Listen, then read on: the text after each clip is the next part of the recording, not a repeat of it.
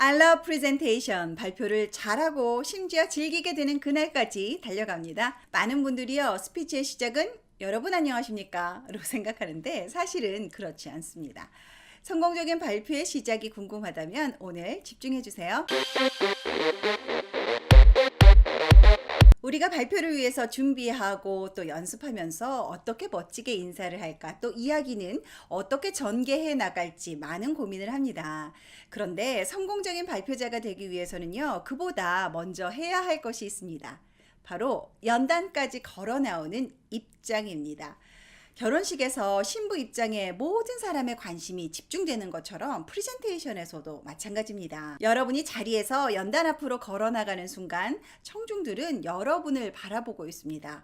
바로 이때부터 이미 발표가 시작되고 있음을 알아야 합니다. 그런데 사실 많은 학생들이 이 점을 간과해요. 심지어 교수님이나 발표 좀 많이 해본 사람들 역시 스피치는 연단에 서서 입을 떼는 순간이라고 생각하는 경우가 많습니다. 하지만 사실은 그렇지 않아요. 딱 보면 압니다 라는 말이 있죠. 사람을 많이 대해본 사람, 그러니까 인사 담당자나 인터뷰를 많이 해본 사람은요, 여러분이 입을 열기 전부터 어느 정도 짐작을 합니다. 마음이 느긋한 사람인지, 조금 촐랑대는 성격인지, 또 지금 마음의 상태가 어떤지, 연습이 잘 돼 있어서 자신만만한지 그렇지 않은지, 여러분의 걸음걸이와 자세에서 이미 많은 정보가 읽혀지고 있음을 여러분들은 아셔야 해요. 여러분이 생각하는 것보다 훨씬 더 이렇게 비언어적인 요소가 여러분이 어떤 사람인지를 보여주고 있다는 것 놀랍지 않습니까?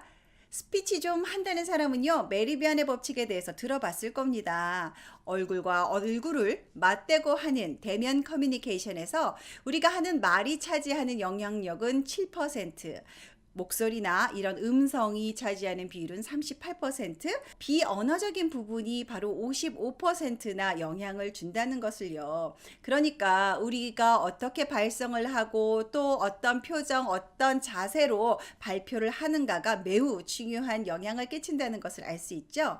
그런데 이것을 알기는 아는데 중요한 것은, 그러니까 이 사실을 어떻게 나의 발표에 적용시키는가 하는 것을 아는 것입니다. 그래서요, 저는 제가 하는 대학원 수업에서 특정한 루틴을 지켜서 학생들에게 발표를 하게 합니다. 그냥 앉아서 혹은 이 제자리에서 해도 될 만한 말도 이 루틴을 지켜서 앞으로 걸어 나와 연단에 서서 발표하도록 합니다. 다소 번거롭고 귀찮을 수도 있지만요, 학생들은 이 과정을 지키면서 습관이 되도록 훈련을 하는 거죠. 이렇게 하면 발표에 임하는 우리 학생들의 자세가 바뀌게 돼요. 공대생이라면 누구나 가지고 있는 이 삼선 슬리퍼를 질질 끌고 나와서 이렇게 몸을 흔들고 발표를 하던 학생들이 당당하게 가슴을 펴고 자신 있게 걸어 나와 연단에서 자리를 잡습니다. 별것 아닌 것 같지만 이 사소한 차이로 인해서 학생들의 자세뿐만 아니라 마음가짐이 바뀌게 되는 거죠.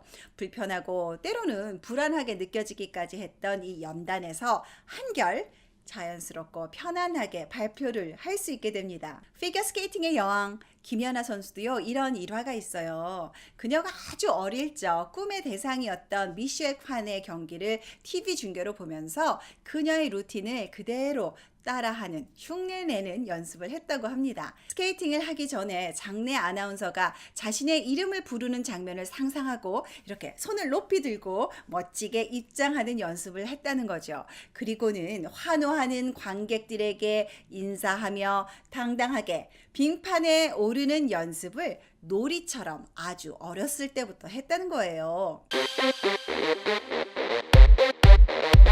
이런 연습이 되어 있는 사람은요, 그렇지 못한 사람에 비해서 훨씬 더 자연스럽고 여유롭게 무대를 시작할 수 있고, 보는 사람도 그 작은 한 끗 차이에서 비범함을 느낍니다.